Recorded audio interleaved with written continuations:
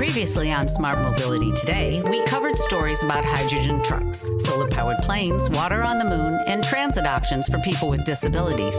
This week's stories focus on electric cars, trucks, and tanks, and addressing carbon in the climate, robots making our lives better, and roads in Michigan.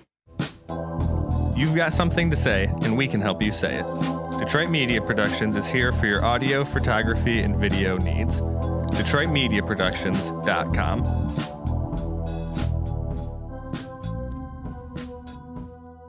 Hi, this is Cindy Polakowski. The Biden administration has announced a $1.7 billion plan to support EVs in the United States. The money will be used to convert closed or at-risk auto manufacturing and assembly facilities and focus them on making EVs and hybrids.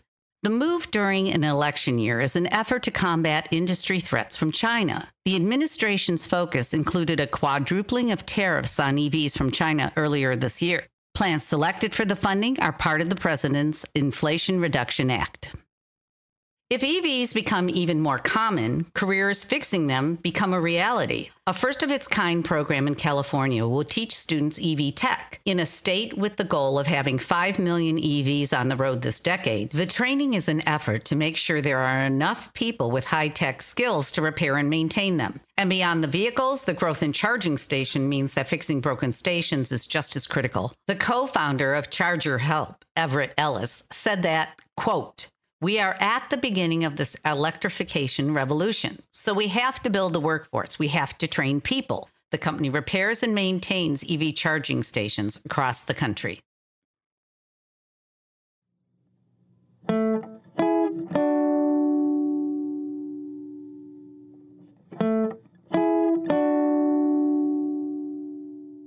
Last mile delivery by autonomous electric-powered light vehicles is taking a step forward as AV company Faction launches a test phase in Houston. The company uses technology systems that include its DriveLink autonomy system and TeleAssist for remote human assistance. The company will test curbside delivery using self-driving vehicles that they say are optimal for urban environments, will access human assistance when and if needed, and will fulfill orders for real people in the Houston area, gathering feedback that will be used for future operations.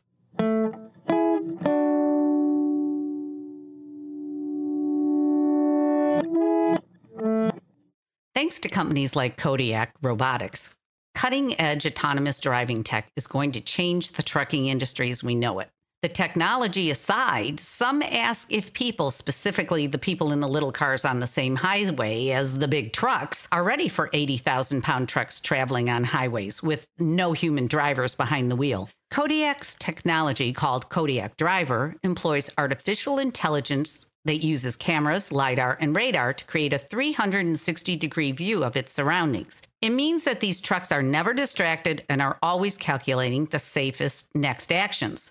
One example, the Kodiak sensor pods, modular units that can be easily installed, maintained, and as quick to swap out as changing a tire. Equipped with multiple sensors, the pods can gather real-time data en route. Looking for better ways to manage your IT, phone systems, or remote workforce? Improve your organization using technology that works for you. psntechnology.com.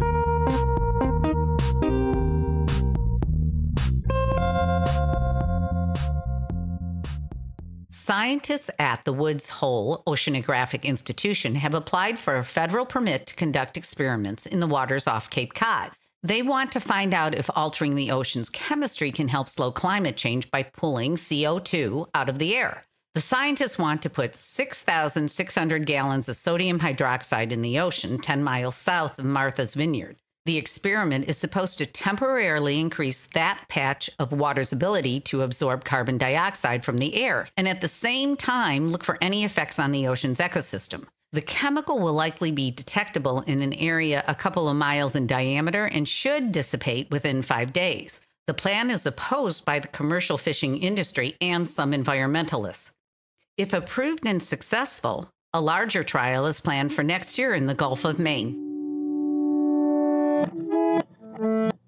And another story about removing carbon. Researchers from the University of Texas at Austin have developed a carbon storage method that converts CO2 into stable ice-like materials using a chemical-free process. The result could be the creation of stable ice-like materials for ocean burial and a significant reduction of carbon levels in the atmosphere. This method of addressing climate change is seen as faster than current methods in addition to being chemical-free.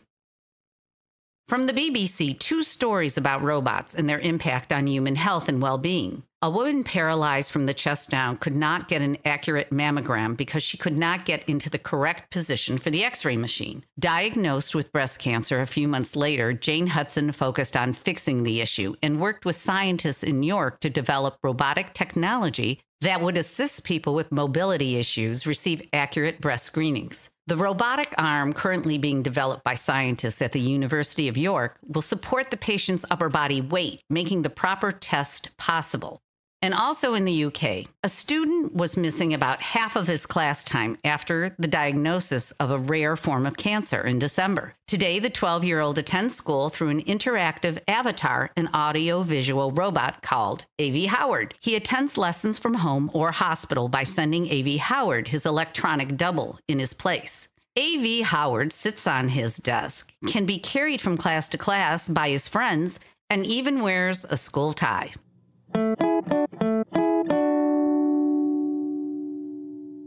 And can robots make us safer as well as healthier? Increasingly common in hospitals, mixing with the healthcare professionals and the patients, are 4-foot-tall, egg-shaped, fully autonomous robots, functioning as security guards. Resembling R2-D2, the Knightscope K3 robot sports a panel of blue lights shining in its front and a camera that resembles an eye as it maneuvers around humans, just as any security professional might. Plus, periodically docking itself in a charging unit.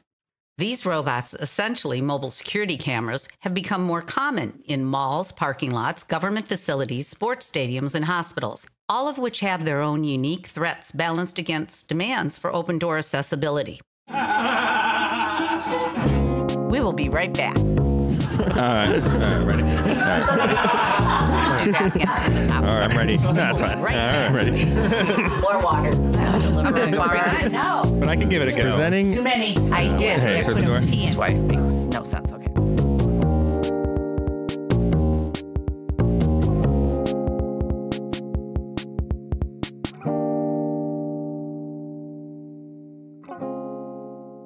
Freelancers, gig workers, and entrepreneurs are creating the future of work.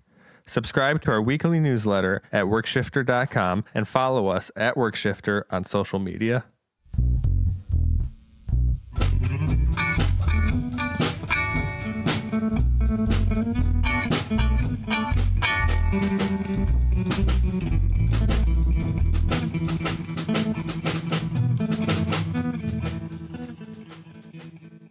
Finally, some news from Michigan. Mobility technology company Cavnu announced that they have completed the first 3 miles of a 39-mile connected and automated vehicle corridor that runs between Detroit and Ann Arbor. This is part of what will be a wave of smart roadway projects focused on safety and on facilitating tomorrow's AVs. According to Cavnu CEO Tyler Duvall, quote, "We need smart roadways to provide a much more enhanced safety vision for the country. But what the company was really built to do was future-proof these roadways for smart and autonomous vehicles." A few hours north of my office is the only car-free highway in Michigan. Mackinac Island, long famous for its car-free policy, has had to implement a speed limit for the first time ever. Governor Gretchen Whitmer signed Senate Bill 682, implementing that speed limit for bikes and e-bikes on the island's main highway. Under the new law, bikers cannot go faster than 15 miles per hour or 10 miles per hour within the business district of the island. Violators will be responsible for a civil infraction and a fine of up to $100. That woman from Michigan is at it again. Read these stories and more at globalautomobility.com and subscribe to Smart Mobility Today on your favorite podcast platform. Sign up to receive our weekly newsletter and follow us on social media at Smart Mobility Today. Produced by Detroit Media Productions, this is Smart Mobility Today.